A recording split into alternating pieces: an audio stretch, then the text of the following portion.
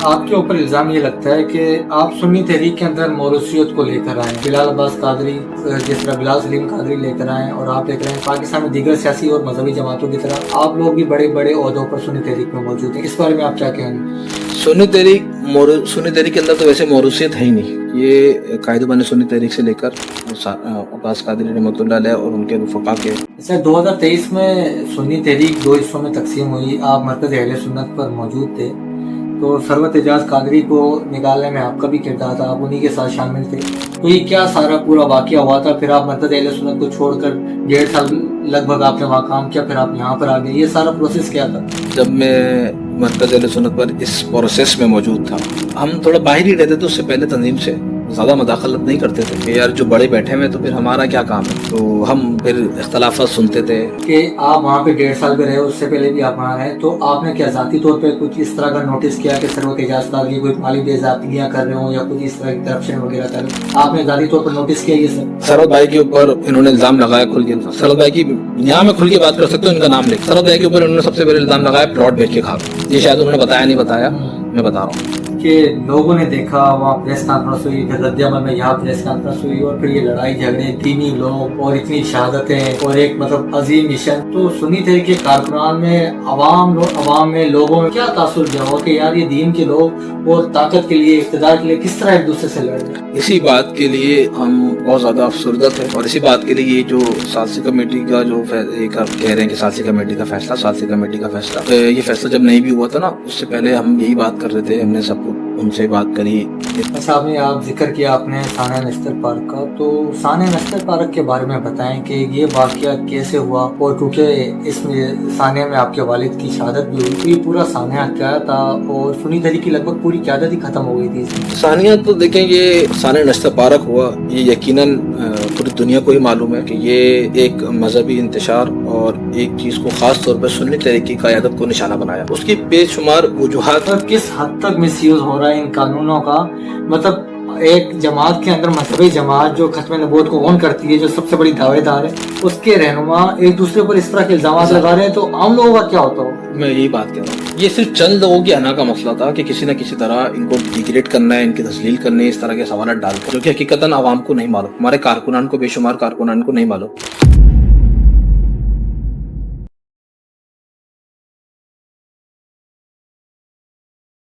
अस्सलाम वालेकुम, मैं हूं इरफान असलम और आज एक ऐसी शख्सियत हमारे साथ इस पॉडकास्ट पे मौजूद हैं जो पाकिस्तान सुन्नी तहरीक के मरकजी सदर हैं और पाकिस्तान सुन्नी तहरीक के साबिक सरबराह अब्बास कादरी के साहबजादे हैं।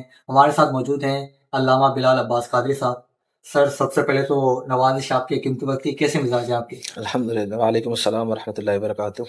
अल्हम्दुलिल्लाह रब्बिल आलमीन अला कुल्ली हाल। आप बताएं, खैरियत से हैं? अल्लाह का तबीयत ठीक है? करम। माशाल्लाह। सर, बहुत शुक्रिया आपके वक्त का। आपने बाकायदा पाकिस्तान सुन्नी तहरीक को कब ज्वाइन किया था? दरअसल पाकिस्तान सुन्नी तहरीक को ज्वाइन यानी कि एक जिम्मेदारी के तौर पर तो गुज़िश्ता यानी कि ये मई का महीना चल रहा है और तकरीबन 3 साल पहले तकरीबन किया था, जो 2023 में के बाद ना, उसके बाद ज्वाइन किया था। वैसे तो अल्हम्दुलिल्लाह हम सुन्नी तहरीक के अंदर ही पैदा हुए हैं।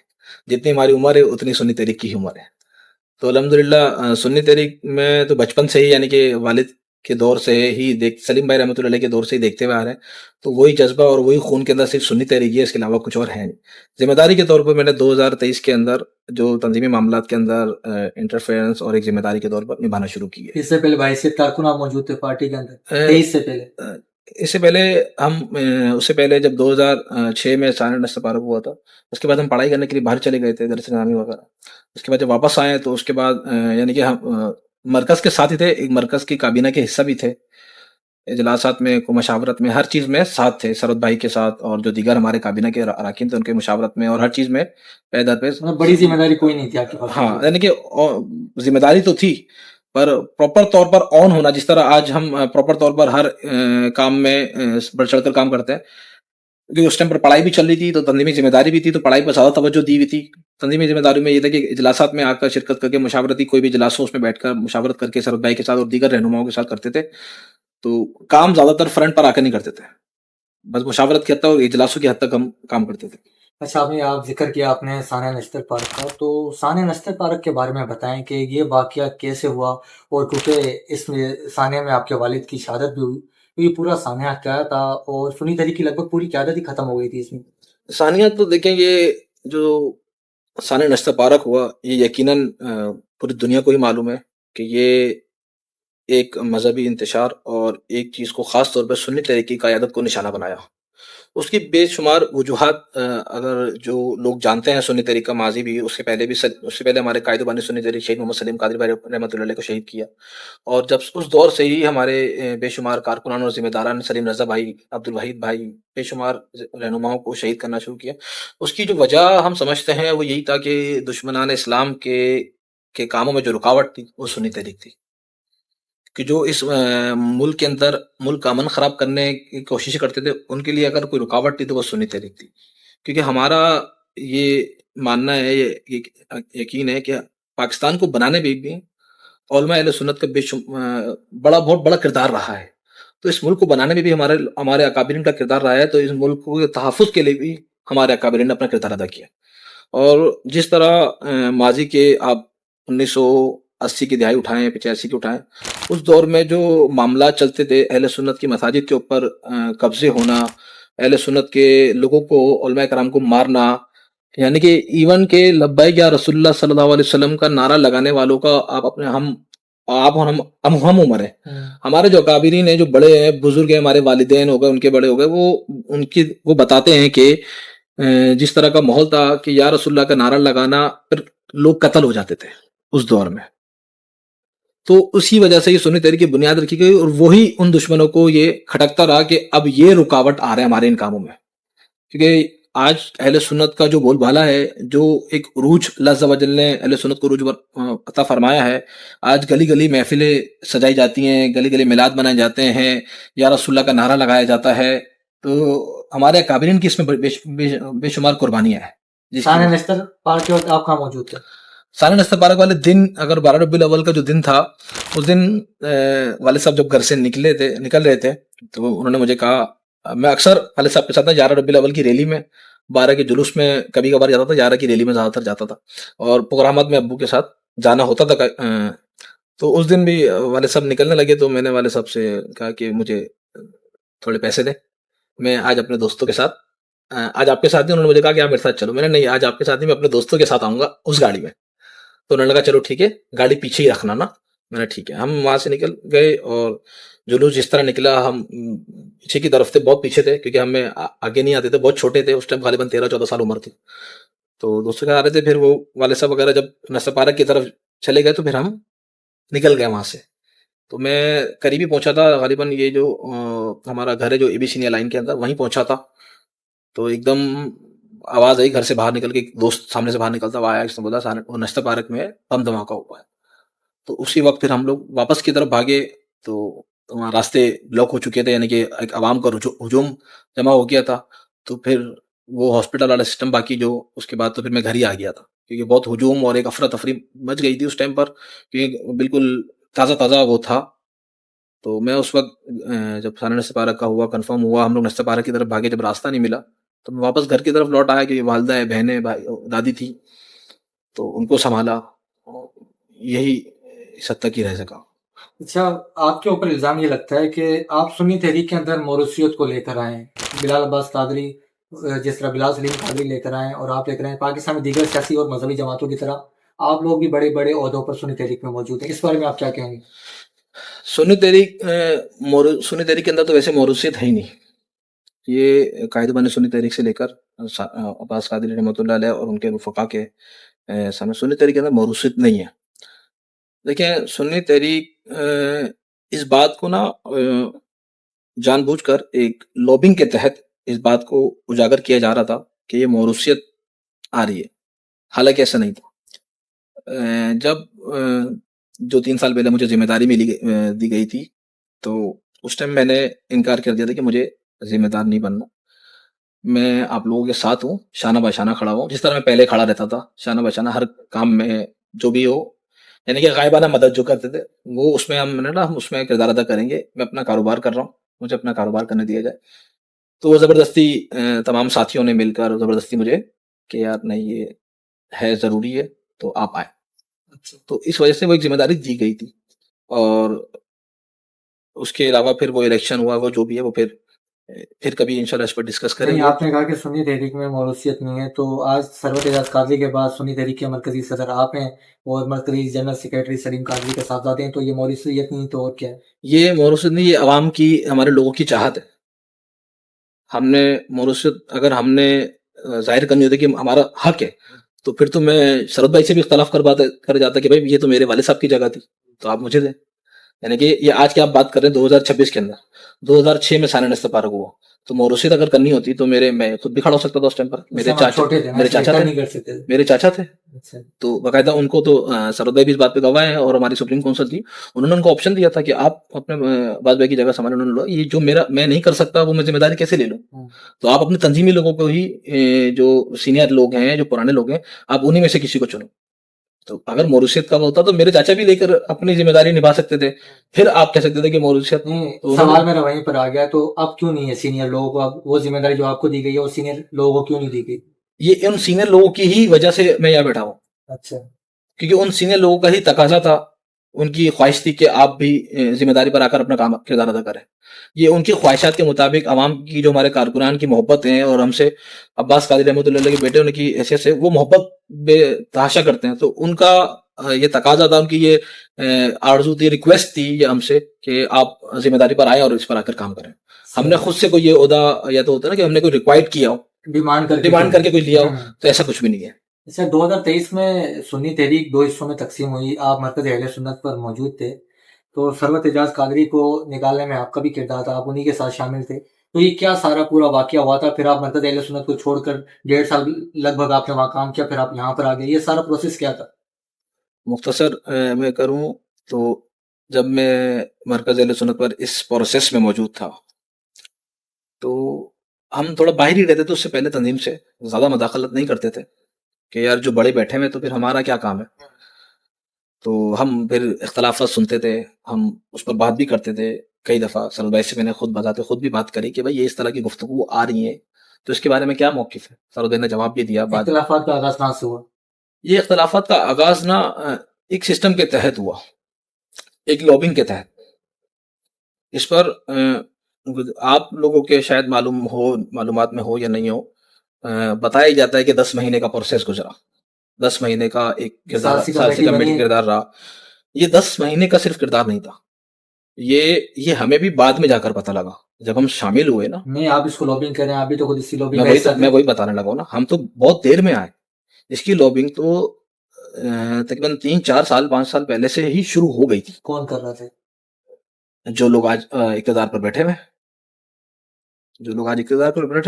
नहीं, तो मुझे ये बताएं, 2006 में जब इस सुन्नी तहरीक के सरवत एजाज भाई को मुंतखब किया गया, तो कोई एक आइन, कोई दस्तूर नहीं बनाया गया था कि एक टेन्योर मुद्दत हो कि भाई इतने साल तक एक शख्स सरबराह रह सके, ऐसा कुछ था? अहले सुन्नत के अंदर आप जितनी भी तंजीम उठा ले, तहरीक उठा ले, उनका ये दस्तूर है ही नहीं कि मुआयना मुद्दत के लिए। क्योंकि जिस तरह शाह अहमद रोहानी रहमतुल्लाह अलैह और दीगर हमारे अकाबिरीन की जो भी तहरीकें जमातें चलती हुई आई, वो हमारे इतने बड़े अकाबिरीन थे कि इस बात की नौबत ही नहीं आती थी कि कोई दस्तूर की, हर तंजीम का कोई दस्तूर अमल होता है, पर इस तरह के जो आप कह रहे हैं कि मुद्दत हो, ऐसा कोई नहीं होता। किसी के होगा तो। मैं मरकज़ अहले सुन्नत पर गया था पॉडकास्ट करने के लिए, तो वहाँ पे सुन्नी दिल्ली की जो मौजूदा सरबराह हैं शाहजाद रज़ा नक्शबंदी, उन्होंने मुझे बताया था कि नेशनल पार्क में जलसे के अंदर सरवत एजाज कादरी ने दस्तूर को लहराया और कहा कि 5 साल की मुद्दत होगी एक सरबराह की, और हमने इन्हें 2 टेन्योर दिए 10 साल के, उसके बाद भी ये सीट छोड़ने को तैयार नहीं थे और इनके ऊपर कुछ इल्जाम इस तरह के लग रहे थे, करप्शन के और दीगर इल्जाम, इसलिए हमने फिर इनको साइड लाइन कर दिया। इसमें कितनी हकीकत है? और आप भी उसी प्रोसेस का हिस्सा थे, आप इस सारे को करीब से देखा है, आप बताइए, खुलकर बताइए। पहले से सवाल ये बनता है कि वो दस्तूर अमल बनाया किसने? क्या सलीम भाई रहमतुल्लाह अलैह ने बनाया? वो जो लहराने वाली बात है, जो दस्तूर अमल लहराया हुआ, वो किसने बनाया? अगर सलीम भाई रहमतुल्लाह के दौर में ये दस्तूर बना है, तो सलीम भाई रहमतुल्लाह का खुद का दौर में खासा गालिबन 11-12 साल का गुजरा है। फिर अब्बास भाई रहमतुल्लाह का दौर गुजरा, वो एक सानिया हो गया, सानिया से गालिबन 5 साल उनको मिल सके तंजीम की खिदमत के लिए जिम्मेदारी पर आकर। ये दस्तूरुल अमल है ना, जो आपने सवाल किया कि वो लहराया गया, वो बनाया गया था 2013 के बाद। 6 में नहीं बनाया? नहीं, वो जो दस्तूरुल अमल जो लहराया गया, वो दस्तूरुल अमल बनाया 2013 के बाद। ठीक है, उसमें क्या लिखा गया? उसमें बेतहाशा चीजें लिखी हुई हैं। टेन्योर के बारे में बात कर रहा हूँ मैं आपको उसमें बता रहा हूँ, उसमें ना तमाम जिम्मेदारन की कारकुन से लेकर ऊपर तक की एक चीजें तय करी जा रही थी कि कारकुन किस तरह, जो एक तंजीमी तरीकेकार होता है, रहनुमा, राब्ता कमेटी और सरबराह, इन सब की मुद्दत उन्होंने तयन करना शुरू कर दी कि भाई हम इसको इस तरह से रखते हैं ताकि कोई भी खराबी होगी तो हम कम से कम इसको मूव कर सकते हैं। ये इसलिए बनाया गया था दस्तूर। पर वो दस्तूर अभी तक, मैं आपको बता रहा हूँ, 2026 चल रहा है, आप बता, मैं 2014 में 13 के बाद ये बना है, अभी तक वो कंप्लीट नहीं है, वो अभी तक कंप्लीट नहीं है। और जो दस्तूर की बात करें ना, ये इन्हीं लोगों की जिम्मेदारी थी दस्तूर को कंप्लीट करने की, जो कि अपने आज तक 2026 लगा लें, 2013-14 से लगा लें तो गालिबन 12-13 साल बनते हैं, वो अभी तक खुद ही कंप्लीट नहीं कर सके। और दस्तूर हमारे पास ना, जो दस्तूर की बात कर रहे हैं, दस्तूर में बेशुमार चीजें ऐसी हैं जो कि उसमें नहीं लिखी हुई, पर उसको दस्तूरुल अमल के नाम पर उसको बोला जाता है। अब मेरा एक सवाल है, अगर दस्तूरुल अमल के अंदर उस वाले दस्तूर जो लगाया गया था, उस दस्तूरुल अमल के अंदर अगर ये लिखा हुआ है कि भाई 5 साल का टेन्योर है और 2 टेन्योर मिलेंगे, तो उस दस्तूर में नए सरबराह को मुंतखब करने का तरीका नहीं लिखा हुआ। मुझे तो जो पता चला कि सुप्रीम काउंसिल मुंतखब करती है, सुप्रीम काउंसिल मुंतखब करती है, तो इलेक्शन नहीं होता। तो इसका मतलब जो इन्होंने इलेक्शन कराया वो गैर आईनी, गैर दस्तूरुल अमल था। इसका मतलब तो फिर यही हुआ कि दस्तूर में तो लिखा हुआ, दस्तूर भी एक नहीं है, 3-3 दस्तूर लिखे हुए भाई। एक वो जो लहराया गया था शरद भाई ने, वो तकरीबन सबके पास है, मेरे पास भी मौजूद है। अब जिनके अंदर ये चीजें लिखी हुई ना कि इलेक्शन या ये, वो सिर्फ एक ही बंदे के पास है वो दस्तूर, और वो किसी के पास नहीं। किसके पास है? जो इक्तदार के ऊपर बैठे हुए, जो मरकज़ सुन्नत पे कब्जा करके बैठे हुए, उनके पास दस्तूरुल अमल की वो एक ही कॉपी है, ना वो किसी के पास है ना वो, मैंने खुद मांगा है, एक दफा नहीं, 2 दफा नहीं, 3 दफा। सारी जिम्मेदारी उनके ऊपर डाल रहे हैं। 13 में तो आप भी वहीं मौजूद थे, सरबराह सुन्नी तहरीक सरवत भाई भी वहीं थे, 10 साल तक तो रहे ना। 23 आप सबकी जिम्मेदारी बनती थी ना कि उस दस्तूर को मुकम्मल नहीं, एक कमेटी बनाई गई थी। देखिए, एक कमेटी बनाई गई थी, उसके अंदर उसके अरकान बनाए गए थे कि भाई ये 4-5 लोग, गालिबन मुझे याद पड़ रहा है, ये 4-5 लोग, ये कमेटी बनाई गई, ये दस्तूरुल अमल को कंप्लीट करेंगे। और फिर इसका इजलास, जब हमारा मरकजी काबीना का इजलास होता तो उसमें इस पर बात की जाती है कि इसकी शिकें चेंज करनी है, मुशावरत की जाती है कि ये शिक है, ये लागू करनी है, नहीं करनी, ये करनी है, नहीं करनी। एक चीज फाइनल जब तक नहीं होती तो उस चीज को लागू नहीं किया जा सकता। अगर मैं एक कोई तहरीर अगर लिख कर आपको, किताबचा एक लिख कर आपको दूं, जब तक मेरा देखिए, अगर हम तंजीम है, हम 5 लोग, 10 लोग, 15 लोग, हमारी 21 रुकनी कमेटी गालिबन उस टाइम थी, जब तक वो सब मुत्तफिक नहीं होंगे ना, तब तक वो दस्तूरुल अमल लागू नहीं हो सकता। क्योंकि काबीना, मरकजी काबीना का मतलब यही होता है कि हर चीज पे मुशावरत के साथ उसको फाइनल किया जाएगा, हर एक मुत्तफिक का फैसला होगा। तो जब तक वो चीज कंप्लीट ही नहीं है तो उसको आप लागू कैसे करवा सकते हो? लागू कैसे हो सकती है जब तक वो कंप्लीट ही नहीं है? तो यहाँ बेशुमार ऐसे भी जिम्मेदारान हैं मरकजी काबीना के जिनके पास वो दस्तूर जो लहराया भी गया था ना, वो भी मौजूद नहीं है। हम इजलास में बैठे थे ना ये 2023 के बाद, तो उसमें तो कुछ लोगों ने तकाजा भी किया था कि भाई वो दस्तूरुल अमल है कहाँ, किसके पास है वो? मेरे को नहीं मिला। किसी ने बोला मुझे नहीं मिला, मैंने नहीं पढ़ा। किसी ने बोला मुझे नहीं पढ़ा। मैंने खुद कुछ लोगों से सवाल किया कि दस्तूरुल अमल की जो बात चल रही है, क्योंकि मैं भी उस टाइम हिस्सा ही था, तो क्या ये पढ़ा है किसी ने? वगैरह मरकजी लोगों को से सवाल किया कि आपने ये पढ़ा है? बोला नहीं, मैंने नहीं पढ़ा। तो फिर फैसला किस तरह दे दिया? मैं वही तो बता रहा हूँ ना, ये लॉबिंग कैसा है। मैं इल्जाम नहीं लगा रहा हूँ, मैं ये बहुत सारी चीज, क्योंकि मैं हिस्सा रह चुका हूँ और मैंने देखा है कि एक हमें थोड़ा देर से पता लगा कि ये एक लॉबिंग चलती हुई आ रही है। क्योंकि देखें, एक बंदा, आपसे मेरी फर्स्ट टाइम मुलाकात है, मैं आपके लिए अच्छी राय ही रखूंगा और अच्छा गुमान ही रखूंगा कि यार आप आए मेरे पास, आपसे गुफ्तगू हुई, सलाम दो, दोस्ती भी हो जाएगी, मैं अच्छा गुमान ही रखूंगा। जब तक मैं आपके बहुत ज्यादा करीब नहीं आ जाऊंगा, मैं आपके बारे में और आप मेरे बारे में नहीं जान सकेंगे। जब हम जितनी हमारी कुर्बत बढ़ती गई चीजों में, तो हमें उतना मालूमात हमें हासिल होती गई कि ये गलत हुआ, ये गलत हुआ।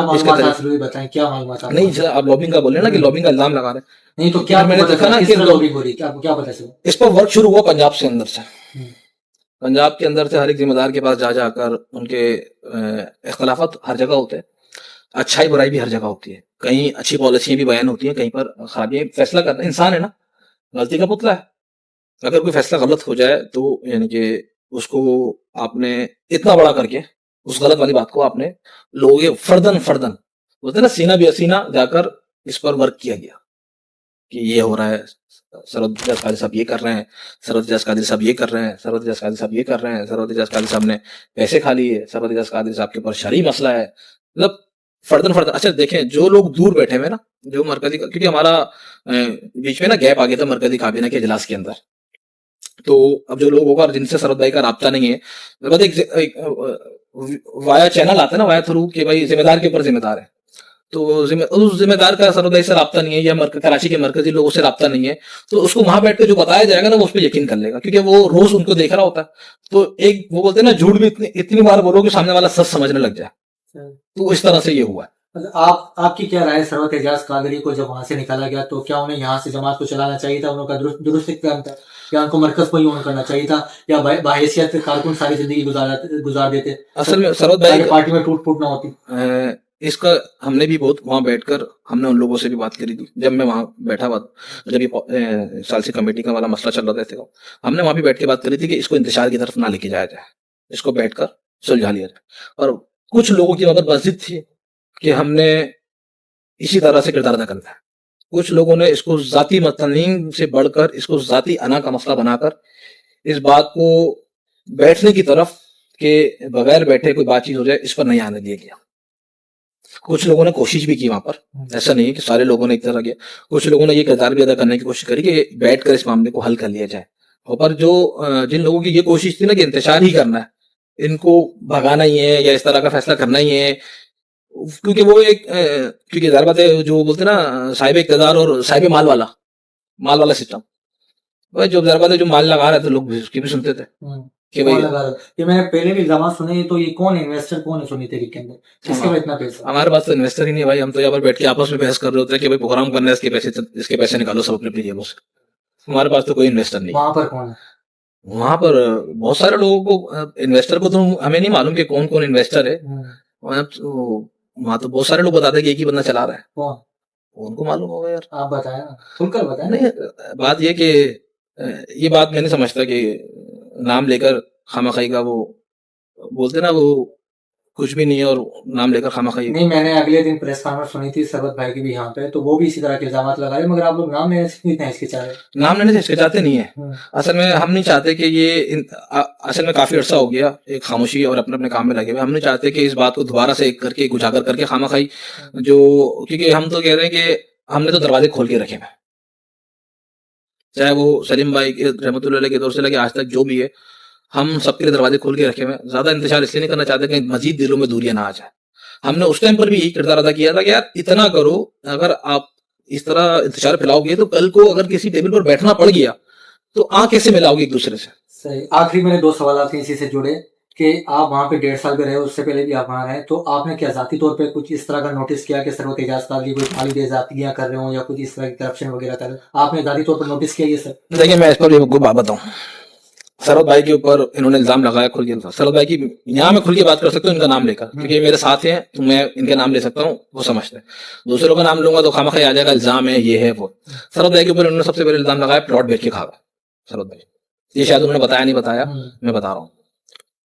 हमें भी तशवीश हुई कि यार ऐसा कैसे हो सकता है, हमने जाके सवाल भी किया, हमने भी सवाल किया, अगर उन्होंने तंजीम का प्लॉट तो सरवत बैठ के खा। हमने जब सरवत भाई की बात की, सरवत ने बोला भाई मैंने अकेले ने थोड़ी फैसला किया, ये काबीना थी ना, काबीना में ये बात हुई कि तंजीम के पास फंड खत्म हो गए, इवन के कुछ लोगों की जो सैलरी आती थी, सैलरी तक, और जो शौदों के यहाँ जाता था राशन और उनके लिए फंड नहीं है, कोई सपोर्ट नहीं कर रहा, तो हमें क्या करना चाहिए? बोला काबीना ने बैठ के फैसला किया कि इस प्लॉट को भेज दो, इस पैसे को आप कहीं लगाकर उस पर तंजीम चलाए। तो काबीना के फैसला था, काबीना ने फैसला किया, मैंने अकेले ने फैसला थोड़ी किया, और उसको घुमा फिर आगे डाल दिया सिर्फ एक शख्स पर कि एक शख्स का फैसला है। तो उस पर मैंने उनसे भी सवाल किया कि अगर ये सिर्फ अकेले का फैसला है तो फिर आप लोग काबीना के हिस्सा थे, तो फिर आप लोगों ने क्या किरदार अदा किया? आपने क्यों नहीं रोका? आप अगर मेरी टीम का हिस्सा है तो आप मुझसे सवाल कर सकते हैं ना। आज हम यहाँ बैठते हैं, हम सरवत भाई से बेशुमार सवाल करते हैं, सरवत भाई हमारे ऊपर हमसे बेशुमार सवाल करते हैं, हम जवाब देते हैं। तो उन्होंने क्या कहा? क्या उनका सरवत एजाज कादरी का अकेले का फैसला था, या वो ये बात करते रहे कि वो अकेले का फैसला था। अच्छा, जब ये मामला सारे हो गए ना, जब सरवत भाई को उन्होंने निकाल दिया, जब फिर आपस में देखो, उस टाइम तो हम भी कभी कभार मिलते थे, तो हम जो सुनते थे हम सुन लेते थे। जब मैंने कहा ना, जब कुर्बत ज्यादा हुई ना, तब बहुत सारी चीजें पता लगी कि यार वो तो सरवत भाई का अकेले का फैसला थोड़ी था भाई। ये उन्होंने नाम नहीं लेकर बताया कि ये भी शामिल था, ये भी शामिल था, ये भी शामिल था, इन सबसे मुशावरत की है। उस टाइम पर जो पूरी मरकजी राब्ता कमेटी के लोग मौजूद थे, मरकजी रहनुमा मौजूद थे, उनसे बैठकर वो रूम में इजलास हुआ इस बात के ऊपर, इजलास में ये फैसला हुआ है, फिर जाकर बेचा गया। और सिर्फ शरद भाई के पास पैसे नहीं आए, जो उस दौर में मरकजी रहनुमा थे उनके पास भी उस प्लॉट के पैसे आए थे। वो तो उन्होंने किसी को नहीं बताया कि भाई यानी कि बोलते हैं 6 करोड़ रुपए का खाली बन गया, 5 करोड़ 6 करोड़ रुपए का इस तरह को इल्जाम लगाते हैं।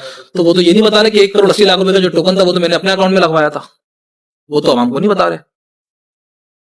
अगर भाई 6 करोड़ का प्लॉट था टोटल, अगर मुझे नहीं मालूम अल्लाह कितने का बिका है, क्योंकि सुना ही इन लोगों से, अगर 6 करोड़ का प्लॉट था तो 1 करोड़ 80 लाख या 1 करोड़ 90 लाख रुपए का जो बयाना आया था वो तो मरकजी रहनुमा के उस दौर के जो मरकजी रहनुमा थे उनके अकाउंट में आया था। नहीं तो क्या ये मुनासिब अमल था कि एक तंजीम की प्रॉपर्टी की बयान आप अपने जाती अकाउंट में मुंतकिल कर रहे हैं? नहीं था ना। तो सवाल फिर दूसरा ये भी बनता है, अगर आप एक के ऊपर एलिगेशन लगा रहे हो कि शरद भाई ने बेचा था तो आपके अकाउंट में पेमेंट कैसे आ गई टोकन की? अच्छा, जब सर्वदेश का सब उसका हिसाब मांगे कि भाई वो पेमेंट आई थी उसका हिसाब कहाँ लगाया है, तंजीम के ऊपर कहाँ खर्च किया है, तो उसका कोई हिसाब नहीं है। इख्तलाफ ये जब वो सवाल करना शुरू किया ना शरद भाई ने कि इसका हिसाब दो, तो बोला ये तो हमारे गले आ रहा है, ये तो हमसे सवाल हो रहा है। तो उसके बाद वो चीजें शुरू हो गई कि भाई अब इसको लो। ऐसा मैं यहाँ आपको रोकता हूँ, वो लोग फिर यही सेम बातें करते हैं कि जब हमने सवाल करना शुरू किया तो वो मरकज़ अहले सुन्नत पर आना छोड़ गए, इजलास करना छोड़ दिया। बहरहाल ये इल्जाम दर इल्जाम है, तो ये अवाम फैसला करेगी कि कौन सच कह रहा है कौन झूठ कह रहा है। आखिरी सवाल, आखिरी इल्जाम इससे हवाले से आपके ऊपर लगता है कि वहां आपको इतना मतलब बड़ा ओहदा नहीं दिया जा रहा था, इसीलिए आपने यहाँ का रुख किया। आप इक़्तिदार के शौकीन थे तो आपने सोचा कि वहां जाता हूँ और वहाँ ज्यादा लोग भी वहीं पर हैं, अक्सरियत वहां पर है, तो वहां जाके बड़ा ओहदा लेकर काजी ऑफ चला जाता हूँ। अभी आपने एक बात करी, अभी आपने खत्म करते हुए कहा कि ये तो आवाम फैसला करेगी। अभी दूसरी बात आपने ये भी कर दी साथ में कि मेरी राय ये थी कि वहां पर ज्यादा लोग हैं, तो इसका मतलब आवाम ने फैसला कर लिया था ना कि सही कौन है और ज्यादा कहां पर है, अक्सरियत कहां पर है। आवाम के बोली छोड़ा है तो फिर आवाम ने तो फैसला करके बता दिया कि भाई ये गलत है और ये सही है, आवाम साथ खड़ी हुई ना। और रही बात मेरे हद तक कि मुझे बड़ा ओहदा कि वो है, वहां पर मुझे आपको इल्म में है या नहीं है, मुझे नायब सरबरा का ओहदा दिया गया था। तो शायद वली के साथ आप भी थे नहीं, उस टाइम पर शायद भाई नायब सरबरा नहीं थे। अच्छा। उस टाइम पर शायद वली भाई मरकजी रहनुमा ही थे जब मुझे नायब सरबरा का ओहदा दिया गया था। और ये भी मेरी ख्वाहिश पर नहीं हुआ था, वहां बैठकर जब ये इलेक्शन वाला सिस्टम चला था वहां पर जब उन लोगों ने कहा कि भाई मिलान अब्बास भाई को नायब सरबरा का ओहदा दिया जाए, पूरी काबीना बैठी थी, सबने इस बात का वो तकाजा किया था, तो उन्होंने मुझे नायब सरबरा का ओहदा दे दिया था। शायद भाई उस टाइम पर नायब सरबरा नहीं, शायद मैं तो गालिबन उसके भी 6-8 महीने बाद जाके नायब सरबरा बने, वो तो बाद में बने। उस टाइम तो फर्द वाहिद एक यानी कि सरबरा थे और एक नायब सरबरा थे, तो मतलब वहां पर तो ज्यादा बड़ा होता था। इसका मतलब यहाँ तो मेरे साथ सरवत भाई चेयरमैन है, मैं मरकजी सदर हूँ, मेरे साथ अपना अल्लाह भला करे हमारे बिलाल सलीम कादिर साहब सेक्रेटरी जनरल है, तो वही होता है। इस तरह अगर इस तरह से मिलूंगा मरकजी सदर और नायब सरबरा में बराबर ही होता है कि मेरे ऊपर चेयरमैन यहाँ पर है, वहां पर भी वही था। अच्छा, मेरा दिमाग दोबारा उसी सवाल पे चला गया जो आपने बताया था 5 से 6 करोड़ का जो प्लाट था, मुझे गालिबन वहां भी इतनी कीमत बताई गई थी, तो वो फिर पैसा कहाँ गया? 1 करोड़ 80-90 लाख रुपए एक रहनुमा के पास के, बाकी पैसा कहाँ गया? तो मैं ये सवाल मैं इसका जवाब दूंगा, और इससे मेरा भी सवाल बनता है कि आप सब काबीना के हिस्से थे ना, तो आप लोगों ने उस टाइम पर ये बातें क्यों नहीं की, उस टाइम पर ये सवाल क्यों नहीं किए जो उन्होंने बात करी कि मरकज पर नहीं आते थे शरद भाई। तो मेरी तो अक्सर मुलाकातें मरकज पर हुई है शरद भाई से। बात ये मुझे अगर मिलना है शरद भाई से मैं फोन करूंगा ना, बता देंगे मैं मरकज पर है, मैं मरकज पर जाके मुलाकात कर लेते। यहाँ भी मुलाकात हुई है, मरकज पर भी मुलाकात हुई है, जहाँ काम होता था वहां जाते थे। अगर मरकज पर नहीं आते थे तो वो फिर मरकज किस चीज का रहता था, तंजीम में लोग वहां क्यों आते थे, वहां हमारे प्रोग्राम क्यों होते थे, प्रोग्राम तो हम यहाँ भी कर सकते थे उस टाइम भी, घर तो ये अभी भी है, पुराना है। तो ऐसी ये बातें मन गढ़ंत है, वही बातें जिसको जितनी मालूमात है, अक्सर मालूमात ना हमारे मरकजी लोगों को भी अभी तक नहीं है, अक्सर मालूमात। और कारकुनान तो बहुत दूर की बात है। अभी अब सालसी कमेटी की आप बात कर रहे थे, सालसी कमेटी बनाई गई, 10 कमेटी बनाई गई, उसमें ये भी अमल था कि जब सालसी कमेटी बनाई गई थी कि भाई ये बनी गई और ये एहतसाब करेगी सबका करेगी, और शुरुआत सरबराह से होगी, शुरुआत ऊपर से लेके नीचे तक। तो आज सालसी कमेटी क्यों खत्म कर दी गई सरवत एजाज भाई के एहतसाब के बाद? मरकजी काबीना के इजलास के अंदर बैठ के ये दोबारा जब सरवत भाई को निकाल दिया, मतलब वहां से जो इन्होंने फैसला करवाया, उसके बाद सालसी कमेटी क्यों खत्म हो गई, बाकी सबका एहतसाब क्यों नहीं हुआ? अगर हुआ है तो फिर मंजर आराम पर जिस तरह सरवत भाई का आपने मीडिया चैनल पे चलाया, तो फिर सबका भी मीडिया चैनल पे चलाते, तो पता लगता है ना आवाम को। तो सरवत भाई के एहतसाब के लिए आपने 10 महीने के अंदर, और जिस दिन ये फैसला हुआ उस दिन आपने फौरी तौर पर सबके हर एक चीज मीडिया को बुलाकर ब्रीफिंग दी। अगर किसी और का हुआ है तो उसकी भी बनाकर मीडिया को ब्रीफिंग दे देते। और सालसी कमेटी का जब आपने बनाने का ऐलान किया था तो पोस्टें चली थी सोशल मीडिया पर कि हमने सालसी कमेटी बनाई गई है, इस तरह की सालसी कमेटी। नहीं तो सरबराह की उसमें अप्रूवल नहीं दी है। नहीं, सालसी कमेटी बनाने में सरबराह की तो अप्रूवल जब थी। सालसी कमेटी उन्हें गिल्टी मान रही है तो क्या हर्ज था उसके फैसले को कबूल करने में? क्योंकि सालसी कमेटी को आप सालसी कमेटी से गुफ्तगू करें तो पता लगेगा आपको कि बहुत सारी चीजें सालसी कमेटी को भी नहीं बताई गई थी। अच्छा। तो जब मैं वहां था ना, उसके ऊपर मैंने सालसी कमेटी को बहुत सारी को भी चीजें लिखी हैं, उसका अभी तक जवाब मुझे मौसूल नहीं हुआ। मैंने उनको भी साहिब इक़्तिदार को भी मैंने लेटर लिखे कि ये गलत हुआ है, ये इन चीजों के जवाब किस तरह हुए। तो वो असल में एक चीज बिकती रही कि दस्तूरुल अमल दस्तूरुल अमल दस्तूरुल अमल दस्तूरुल अमल, हर बंदे ने फिर बोला दस्तूरुल अमल दस्तूरुल अमल, कुछ तो होगा। अब मैं वही बात है, सवाल पे फिर सवाल निकलते हैं। मैं बोलना नहीं चाहता कि मजीद बार खराबी ना हो कि दस्तूरुल अमल में तो जिस तरह आपने खुद कहा कि सुप्रीम काउंसिल मुंतखब करती है, तो दस्तूरुल अमल में तो इलेक्शन का जिक्र ही नहीं है, तो आपने फिर इलेक्शन कैसे कराया? तो शादाब रजा नक्शबंदी को सुप्रीम काउंसिल ने मुंतखब नहीं की है? नहीं, इलेक्शन के जरिए। इलेक्शन के जरिए। तो वो तो इलेक्शन तो दस्तूरुल अमल में लिखा हुआ ही नहीं है। जो किताबचा शरद भाई का कह रहे हैं ना कि लहराया है, वो बता रहा हूँ। मेरे पर रखा हुआ नहीं है, अगर मेरे इल्म में होता, क्योंकि अचानक ही मुलाकात हुई है, अगर मेरे इल्म में तो मैं आपको लाके दिखा सकता था, उसमें लिखा हुआ ही नहीं है। नहीं तो आप क्या समझते हैं, क्या दस्तूरुल अमल क्या बुरी चीज है? आप नहीं, होना चाहिए, होना चाहिए ना, बिल्कुल होना चाहिए, तंजीम के लिए होना चाहिए, जरूरी है। आज के दौर के लिए तो बहुत ज्यादा जरूरी है कि इख्तलाफात बहुत सारी जगहों पर पाए जाते हैं, इंतशार फैल जाता है, तंजीमें टूट जाती हैं, ये होना चाहिए। पर मैं मना नहीं कर रहा हूँ उसको नहीं होना चाहिए, हो बताओ भी तो फिर वो जो उसमें लिखा हुआ है, जो लिखा हुआ है वो बताओ, और जब लागू हो जाए तो बताओ ना कि ये लागू हो गया है। तो उसमें सिर्फ सरबराह की शर्त थोड़ी थी। अब एक बात आपने उसमें 5 साल की मुद्दत वाली बात करी, तो उसमें तो मरकजी रहनुमा की भी 5 साल की मुद्दत लिखी हुई थी, गालिबन 4 साल की या 5 साल की, गालिबन इस तरह की मुद्दत लिखी हुई, मुझे याद नहीं आ रहा। तो फिर वो मरकजी रहनुमा क्यों नहीं गए अभी तक सारे घर? मुद्दत तो सबकी लिखी हुई है, राब्ता कमेटी की मुद्दत भी लिखी हुई है, वो क्यों नहीं खत्म की गई? नहीं करी ना। असल में मैं आपको वही समझाना चाह रहा हूँ, बताना चाह रहा हूँ कि ये सिर्फ एक के लिए फैसला था, करना था कि शरद भाई को किस तरह इस तंजीम से लगा है। कुछ लोग घर पे बैठ गए थे, काम नहीं कर रहे थे, आज आकर बैठ रहे हैं कि एक शौक चढ़ पड़ा, जिस तरह कि भाई एक ओहदा हो और एक जिम्मेदारी हो, तो ये हो वो। तो उस टाइम पर ये सारी बातें क्यों नहीं होती थी? मेरा तो उन सब से सवाल मैं ये करता रहा हूं। 1.5 साल जब आप वहां थे? 1.5 साल वहां रहा हूं मैं, उस टाइम पर ये सवाल करता रहा हूं कि भाई उस टाइम पर आप ये सारी बातें आज मिसाल के तौर पर मुझे ही बता रहे हो, तो उससे पहले ये बातें क्यों नहीं बाहर थी? उन्होंने कहा कि 14 से मामला खराब चल रहा है। 14 से मामला खराब हो रहा था ना। तो भाई ये बातें जिस तरह आपने इस बार तो अपने सोशल मीडिया पर आम करी, ये मसला है, ये मसला है, ये मसला है, तो ये बातें अगर इतना मसला था तो भाई आप हमारे इलम में तो लाते। बेशुमार काबीना के लोग थे, उनके इलम में भी नहीं थी, काबीना के लोगों के इलम में भी नहीं थी। नहीं तो मरकजी काबीना ने तो इन्हें नाहिल करा दिया। ये आखिरी 10 महीने में वो सारा सिस्टम बना है, ये आखिरी 10 महीने में, क्योंकि उससे उससे उनके इलम में नहीं थी ना, तो बहुत सारी चीजें मैं आपको बता रहा हूँ ना कि सीना बसीना बजाकर इस पर लॉबिंग हुई है। अच्छा। ये वहां से शुरू हुई है, बलूचिस्तान, सिंध, हर जगह फर्दन फर्दन गए हैं, सफर किया है, उस पर फर्दन फर्दन जाकर लॉबिंग हुई है, इस पर सिस्टम बना। तो क्या सुन्नी तहरीक एक मरतबा फिर से रीग्रुप हो पाएगी? आप लोग उनकी सरबराही कबूल कर लें या वो आपकी कर लें, कुछ इस तरह की तरकीब बन जाए? हमने तो मैंने कहा ना आपसे कि जिस तरह आप कुछ सवाल कर रहे थे नाम लेने का, हम इसलिए खामोश है कि हमारी तरफ से तो दरवाजे भी खुले हुए हैं। हमसे अगर किसी ने भी गुफ्तगू की है इत्तेहाद के हवाले से, तो हमने बेशक अपना पहला कदम हमने बढ़ाया है कि हम पहला कदम बढ़ा लेते, क्योंकि अगर इत्तेहाद होने में सुन्नी तहरीक की बका भी है, सुन्नी तहरीक की मजबूती भी है, अहले सुन्नत के अंदर मजबूती आ जाएगी। शुरुआत तो करें हम, तो हमने अपना किरदार अदा किया है, उसमें पहले नंबर पर ही किया है। मैं आपको एक बात बताऊं उसके जोड़ने के हवाले से, जब मैं वहां मौजूद था तो मेरी गुफ्तगू इत्तेहाद के हवाले से कोशिश थी कि इत्तेहाद हो जाए। वहाँ के कुछ लोगों ने भी मुझे इस पर बात करी कि हाँ, इत्तेहाद की अगर बात होती है तो होना चाहिए। अच्छा, हमें मालूम था इत्तेहाद में तो कोई भी मुझे मना नहीं करेगा, इत्तेहाद के लिए तो कोई भी बात नहीं करेगा, मना करेगा। मैंने बोला ठीक है। मैंने यानी कि शरद भाई के साहबजादे हैं, उनके बेटे हैं मोहम्मद तला, तो उनसे रब्ता करा उनका, क्योंकि हमारी एक दोस्ती भी रही है पुराना, मतलब सिर्फ तंजीम के अलावा भी भाईचारा तो हमारा रहा है ना पुराना, तो मेरा उनसे रब्ता वैसे भी होता था। तो उनसे रब्ता हुआ, उनसे बात हुई, मुलाकात हुई, और वो अपने एक जो उस टाइम पर यहाँ के मरकजी काबीना के रुकन थे, उनको साथ लेकर आया, उनसे बैठ के बात करी।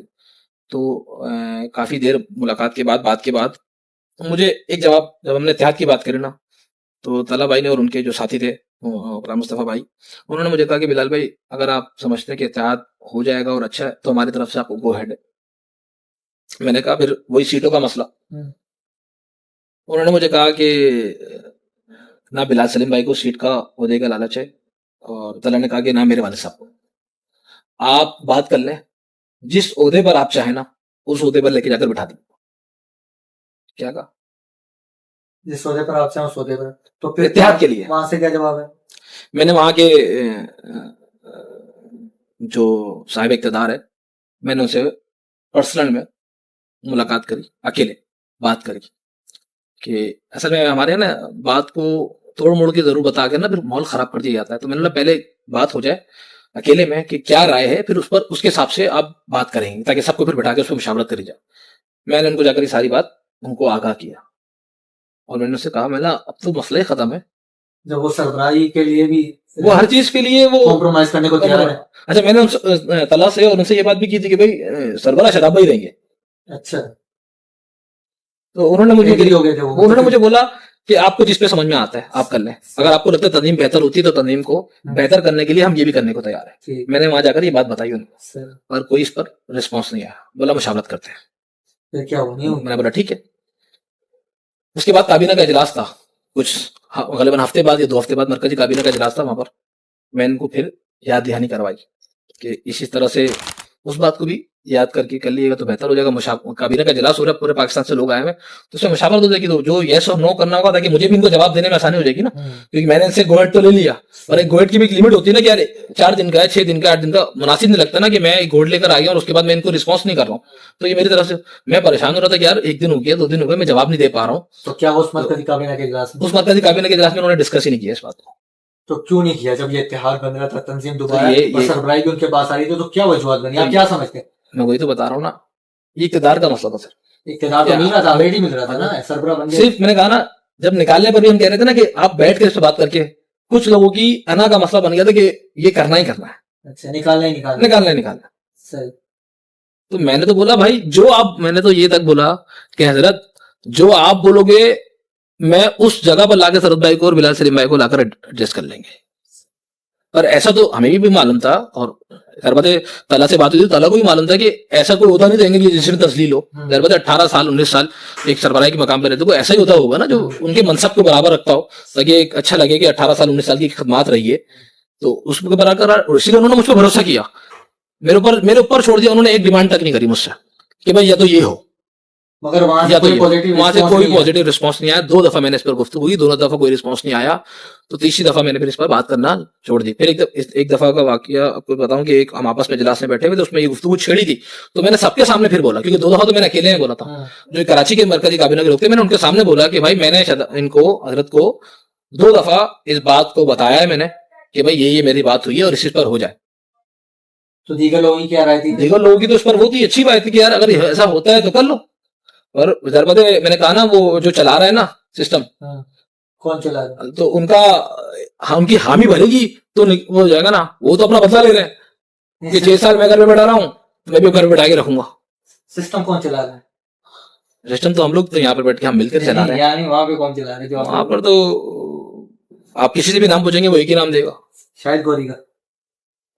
अच्छा, अभी मेरा आखिरी सवाल है कि लोगों ने देखा वहाँ प्रेस कॉन्फ्रेंस हुई, फिर रद्दमल में यहाँ प्रेस कॉन्फ्रेंस हुई, और फिर ये लड़ाई झगड़े, दीनी लोग और इतनी शहादतें और एक मतलब अजीम मिशन, तो सुन्नी तहरीक के कारकुनान में अवाम में लोगों में ये सवाल मैंने वहां भी किया था, क्या तासुर किया हुआ कि यार ये दीन के लोग और ताकत के लिए, इक़्तिदार के लिए किस तरह एक दूसरे से लड़ रहे हैं? कैसा तमाशा बना हुआ? बिल्कुल हकीकत है। इसी बात के लिए हम बहुत ज्यादा अफसरदा थे, और इसी बात के लिए ये जो सालसी कमेटी का जो ये कह रहे हैं कि सालसी कमेटी का फैसला, ये फैसला जब नहीं भी हुआ था ना, उससे पहले हम यही बात कर रहे थे। हमने सबको उनसे बात करी, यहाँ भी जो सरदे का बेटा है और जो दीगर इनके साथी थे उनसे बात करी कि यार को किसी तरह बैठ के हल करना चाह रहे थे। और मैंने आपको कहा ना कि कुछ लोगों ने अपने इक़्तिदार के चक्कर में, ये अना के चक्कर में इस तंजीम को 2 धड़ों में तकसीम कर दिया। उनको इससे कोई फर्क नहीं पड़ा कि कारकुन, जिन्होंने बेशुमार कारकुनान ने जो शहादतें दी हैं, वो एक मकसद के लिए दी, एक मसलक के लिए दी, तंजीम के लिए दी है। वो क्या सोचेंगे आज कि हम किस तरफ खड़े, हमने कहाँ काम किया, किन लोगों के साथ काम किया, कल को रोजे महशर हमने जवाब नहीं देना अपने कायदीन को। कायदीन से हमने तो कायदीन को भी जवाब देना है कि भाई हम लोगों ने इतनी बड़ी तंजीम बनाई एक मसलक की दीन की खिदमत के लिए, अभी तक आपने इसका यह हाल कर दिया कि आपने दो धड़ों में तकसीम करके आवाम को दस्तों गिरबां करवाने तक की कोशिश की गई। इवन के वहां पर बैठकर ये भी होती गई है कि यार अगर वो अब आए ना तो मारना उसको। अरे हम बात कर रहे हैं कि भाई इत्तेहाद हो जाए, हम तो बात कर रहे हैं इत्तेहाद के लिए, हम तो बात कर रहे हैं कि कम से कम चलो ऊपर जो इख्तलाफ होना था या दिलों में अना डाल दी गई है वो तो डाल दी गई है, कम से कम कारकुनों में तो ये चीज नहीं डालो। कारकुन तो सलीम कादरी का ही है ना, कारकुन तो अब्बास कादरी का ही है ना, चाहे वो यहाँ का हो चाहे वहां का हो, वो भी सलीम कादरी के चाहने वाला है, वो भी और यहाँ पर भी अब्बास कादरी के चाहने वाले दोनों। कारकुन को नहीं पता बहुत सारी चीजों का कि ऊपर क्या मामला चल रहे थे, वो तो सिर्फ एक नजरियात की बुनियाद पर कायदीन के मिशन को देखते हुए आज तक काम कर रहा है। नहीं तो मेरा छोटा सवाल है, मुख्तसर आप जवाब, क्या मुस्तकबिल में देख रहे हैं कि सुन्नी तहरीक मुत्तहिद हो पाएगी? अल्लाह करे, हमारी ख्वाहिश है, हमारी दिली ख्वाहिश है। हम यहाँ आने के बाद भी एक उनके मरकजी जिम्मेदार से मुलाकात हुई। आपको मैं इसलिए ये बातें बता रहा हूँ कि हमने कोशिश करने में और इतिहाद करने में कि सुन्नी तहरीक आपस में इतिहाद हो जाए, इसके लिए भरपूर कोशिश की है। इसलिए हर एक बात बता रहा हूँ इतिहाद के हवाले से। मेरे यहाँ आने के बाद जब मैं सरद भाई के साथ आकर शामिल हो गया और के साथ काम किया, उसके बाद हमने इनके मरकजी रहनुमा को जाकर ये बात करी तो उन्होंने हमसे कहा इतिहाद के हवाले से बात करो। तो हमारे बिलाल सलीम कादरी साहब वहां मौजूद थे। बिलाल सलीम कादरी साहब ने वो कहा, ज़रूरत है हर बंदा अपनी एक बात कर सकता है ना, मैं अपनी बात कर सकता हूँ। बिलाल सलीम भाई ने कहा आप बोले कौन सा ओहदा चाहिए, मेरा ओहदा भी आप रख लो, जो आपको ओहदा चाहिए आप बता दो क्या करना, बस सिर्फ इत्तेहाद के लिए कि अवाम में जो रंजिश आ गई है ना, अवाम में अहले सुन्नत के अंदर जो रंजिश आ गई है, कारकुनों में जो रंजिश आ गई है, वो दूर हो जाए। अगर इक़्तिदार की जंग है तो भाई इक़्तिदार भी हम देने को तैयार है आपको, आप बोले आपको क्या चाहिए। तो क्या जवाब है? बोला मैं बात करता हूँ, तो आज तक जवाब नहीं आया। अच्छा, इसमें एक और सवाल ये बनता है कि माली बेइज्जतियां तो एक बहुत ही मतलब छोटी चीज है, एक और इल्जाम हमने सुना कि मतलब शरीयत के भी खिलाफ वर्जियां की थी सरवत एजाज कादरी ने, इसी बुनियाद पर इनको नायल करार दिया गया। इसकी ये क्या शरीयत की क्या खिलाफ वर्जी हुई थी? शरीयत की खिलाफ वर्जियां हमारे सुन्नी तहरीक के अंदर एक उलमा बोर्ड भी है। पाकिस्तान सुन्नी तहरीक के अंदर एक उलमा बोर्ड का एक पूरा सिस्टम है, जिसमें हमारे उलमा कराम कराची में, सिंध भर में, मुल्क भर में उलमा कराम जो एक कमेटी है उलमा कराम, अगर कोई खिलाफ वर्जियां होती शरी तो यकीनन वो उलमा बोर्ड जो है वो अपनी इस पर सवाल करता, क्योंकि ज़ाहिर बात है अगर कोई खिलाफ वर्जियां होंगी तो जो उनके मातहत चल रहे होंगे वो सब उन पर भी फिर सवाल उनसे भी होगा ना कि यार ये आपकी शरीयत के खिलाफ ये काम हो रहा है, तो आप क्यों इस पर सवाल नहीं कर रहे, क्यों इस पर जवाब नहीं दे रहे, आपके ऊपर भी इसका असर पड़ेगा। तो ऐसा कोई है नहीं। उस टाइम आपको क्या बताया गया था कि शरीयत की क्या खिलाफ वर्जी हुई? इन्होंने उस टाइम पर जो आवाम के अंदर जो हमारे कारतों के लोगों ने इस बात को वो किया था कि सरद भाई ने गालिबन एक कादियानी के हवाले से कहा था कि मैं तहकीक करूंगा कि कादियानी को क्यों काफिर करार दे। माशाल्लाह, ये इल्जाम उन्होंने लगाया था कि सरद भाई ने ये सवाल किया। अच्छा, ये सवाल तो ज़रूरत है हमारे नज़दीक तो वो एक कुफर का है जो कि उम्मत मुस्लिम में शामिल नहीं है, वो काफिर है। तो और अगर कोई इस पर शक करे तो वो भी कुफर के हाथ में आ जाता है। तो ये उनके ऊपर सरद भाई के ऊपर इल्जाम लगाया गया। अच्छा, ये इल्जाम भी बता रहे हैं कि 5 साल पुराना है, कि 4 साल पहले या 3 साल पहले सरद भाई ने ये कहा था। तो हम सरद भाई को समझा रहे थे, सरद भाई समझ नहीं रहे थे। तो ये बातें उन्होंने उस टाइम पर सबके दिमागों में जो फर्दन जा जाके बोली ना, सबसे अच्छा सबको जो बात बोली लगी ना, देखिए मुझे भी कोई बोलेगा ना ये बात तो मैं सरासर बिल्कुल मना कर दूंगा कि ये बिल्कुल गलत बात है और ये कुफरिया करना, ये तो बिल्कुल गलत बात करी। कैसे की? मेरा दिमाग फौरन घूम जाएगा। सही बात है। तो इसी तरह ये बात ना सबको जाके बताइए, तो सबका जहन इसी बात पर घूम गया कि भाई ये तो शरीयत के खिलाफ है, तो हम कैसे मान लें इनको, ये तो खत्म नबूवत के ऊपर सवालिया निशान है, तो हम कैसे मान लें इनको। ये सवाल ज्यादा इशू उन्होंने अहम बनाया, जो कि ऐसा नहीं था। ये बाद में जाके ये आपको कैसे पता चला? वो ऐसे पता लगा कि इसके ऊपर बाद में गुफ्तगू हुई, तो जिन्होंने ये इल्जाम लगाया था ना, तो उनके मुंह से ये अल्फाज निकले कि वो ऐसा नहीं कहा था। वो ऐसा कहा था कि जिस बंदे ने, कोई वाकया हुआ था पंजाब के सी ना, एक गार्ड ने किसी बैंक के मैनेजर को मार दिया था और उस पर ये कह दिया था कि वो कादियानी है। तो उस पर ये कहा था कि पहले उसकी तहकीकात तो कर लो, जिस गार्ड ने उसको मारा है कादियानी कहकर, कि वो कादियानी है भी या नहीं है, क्योंकि उस टाइम एक माहौल बना था कि लोगों ने जाती मफाद निकाल कत्ल के लिए कुफर का इल्जाम, खत्म नबूवत के ऊपर इल्जाम करना शुरू कर दिए थे। एक माहौल बन चुका था, तो उस वजह से उसमें सरद भाई ने ये कहा था। तो जिसने ये इल्जाम लगाया था ना, उसी के मुंह से ये अल्फाज निकले कि ऐसा नहीं था, वो ऐसा था। तो फिर मैंने ये सवाल किया, आपने क्या कहा? मैंने कहा भाई ये तो बहुत बड़ा इल्जाम है। मैंने ये सवाल लिखकर भेजा हुआ, उनके पास मौजूद होगा कि मेरे ख्याल से मेरे पास शायद व्हाट्सएप में भी मौजूद हो। उलमा बोर्ड को भेजा था और सालसी कमेटी की जो मीट थी उनको भेजा था और उलमा बोर्ड को भी भेजा था कि भाई ये सवाल तो इन्होंने इल्जाम लगाया था और इन्होंने ही इस पर ये बात कर दी है, तो अब इनके ऊपर क्या हुक्म लागू होगा ये तो बताओ फिर हमें। कि जिन्होंने झूठा इल्जाम किसी के ऊपर लगा दे तो उसके ऊपर क्या हुक्म लागू होगा। और मैं कराम से मैंने उनसे सालसी कमेटी के जो थे उनको मैंने सवाल ही भेजा, उसका अभी तक कोई जवाब नहीं आया मेरे पास। ये और किस हद तक मिसयूज हो रहा है इन कानूनों का, मतलब एक जमात के अंदर मजहबी जमात जो खत्म नबूवत को ऑन करती है, जो सबसे बड़ी दावेदार है, उसके रहनुमा एक दूसरे पर इस तरह के इल्जाम लगा रहे हैं, तो आम लोगों का क्या होता होगा? मैं यही बात कह रहा हूँ, ये सिर्फ चंद लोगों की अना का मसला था कि किसी न किसी तरह इनको डिग्रेड करना है, इनकी तस्लील करनी है इस तरह के सवाल डालकर, जो कि हकीकतन आवाम को नहीं मालूम, हमारे कारकुनान को, बेशुमार कारकुनान को नहीं मालूम। मैं खाली फर्स्ट पोस्ट कहा से मेरा ये जब से मैं यहाँ आया हुआ हूँ, मैं बीच में भी कुछ लोगों ने रब्ता करने की कोशिश करी थी, मैं एहतियात ही कर रहा था। तो मुझे यही था कि यार इस तरह के सवाल आप निकलेंगे थोड़ा आवाम में अलग मामला मजीद खराब होंगे। ये तो आप अचानक से मेरा रब्ता हुआ और अचानक मुझे नहीं मालूम था अभी ये वाले सवाल करेंगे, वरना मैं आपको पहले बोलता यार कि ये नहीं करे। तो इस तरह के इल्जाम लगाकर आवाम को गुमराह किया गया, उलमा अहले सुन्नत तक को गुमराह किया गया इस बात पर। मैं नाम नहीं लूंगा, बहुत बड़ी हस्ती है और बहुत मोतबर, उन तक को ये बात बताई गई थी कि भाई इन्होंने कादियानी बस्ती पर ये बात करी थी, तो उनको भी इस बात पे गुस्सा आया था। तो कि यार ये तो बिल्कुल सरासर गलत है, ऐसा कैसे हो सकता है, इसको आप फौरी तौर पर पहले तो हकीकत में उन्होंने इस तरह की कोई बात की भी नहीं। फिर मैंने उनसे सवाल किया जब मेरी दोबारा मुलाकात हुई, बोला यार ये तो मेरे नाम से मंसूब की जा रही है, मुझे तो ये इल्म में है ही नहीं कि मैंने सरवजाज के ऊपर ये मैंने सरवजाज के लिए ये बात करी है। तो ये अफवाह उड़ाई किसने थी? ये साहिब इक्तदार लोगों ने, जिनको इक्तदार चाहिए था, जिनके नाम से जोड़ा गया कि उन्होंने इल्जाम लगाया, उन्होंने कहा मुझे पता ही नहीं। तो उन्होंने कहा कि उन्होंने सिग्नेचर किया इसके ऊपर, इस बात के ऊपर। वो कह रहे भाई मैंने कौन सा सिग्नेचर किया मुझे भी तो बताओ ना। और उनके सामने बैठ के बोला है कि मेरे नाम से क्यों ये बात मनसूख की जा रही है।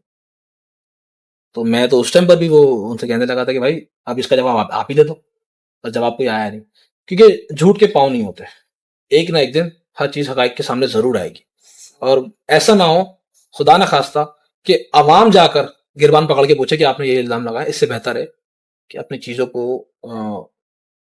जहन से निकाल कर माइनस करके तंजीम की बेहतरी के लिए, तंजीम अपने कायदीन के मिशन को मजीद उरूज पर लाने के लिए दिलों से निकाल कर इत्तेहाद की तरफ आए और अहले सुन्नत का मसलक का दीन के लिए काम करें। हमारा तो मकसद यही था सिर्फ।